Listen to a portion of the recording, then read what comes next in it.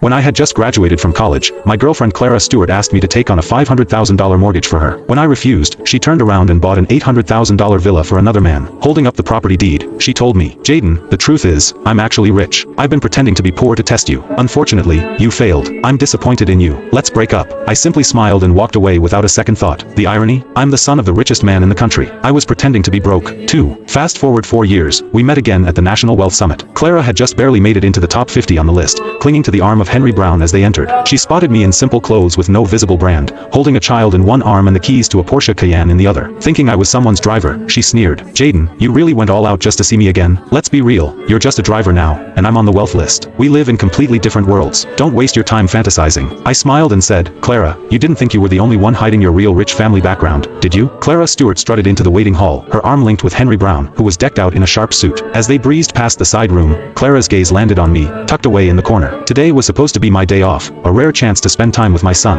However, my father, Jim Lawrence, had roped me into attending the Wealth Summit. With my wife out of town, I had no choice but to bring my kid along, planning to duck out after a brief appearance once the meeting kicked off. I was dressed down in comfy clothes, jingling the Cayenne keys to keep my son entertained. To Clara, I must have looked like a hot mess, playing chauffeur and babysitter all at once. She made a beeline for me, her voice dripping with scorn as she said, "Jaden, look at you, running errands for others. You're nothing without me. What a shame that you couldn't pass my test. You could have been the one by my side." She squeezed Henry's hand as she went on. "However, hey, I should thank you. You made it possible for me to find someone who really loves me." Henry flashed her a soft, reassuring smile. "Jaden's probably kicking himself now. Poor guy can't spot a good thing when he sees it. He got what he deserved, though. No surprise he's ended up this way." He turned to a staff member walking by. "We've got VIPs here today. How can you let just anyone in? What if there's trouble? Are you ready to handle that? Go on, get this driver out of here." Little did they know, my simple outfit was tailor-made by top-notch designers. I had been so swamped taking over my father's company over the last couple of years that I had not been around much. They had not seen me, and based on their shallow take on my looks, they fell for Henry's story hook, line, and sinker. The staff's voice was icy as they said, "Sorry, sir, this area is for authorized personnel only." I stood my ground, my voice steady, saying, "I'm here for the summit too. I have every right to be here." They paused, probably recalling those quiet types who turn out to be somebody important, and decided not to mess with me. Clara, on the other hand, burst into laughter like she had heard the funniest joke ever. "Ha, you, a college kid scraping by on scholarships is on the wealthy list? That's a good one. And you claim you're here for the summit? Is your name even on the list?" My name was not there, of course. The Lawrence family had put my father's name down. It would not switch to mine until his retirement this year. Clara saw my hesitation and turned to the staff, smirking. "This guy, he could have been my husband if he'd passed my little test back in the day." Poor people will always be just that, obsessed with money, blind to the big picture, letting every golden chance slip through their fingers. I was early. The real VIPs had not arrived yet. The early birds were those hovering around the 100 mark on the wealthy list. A few recognized Clara and joined in her mockery. "He really blew it, didn't he? To lose a catch like Ms. Stewart, who's as rich as she is pretty."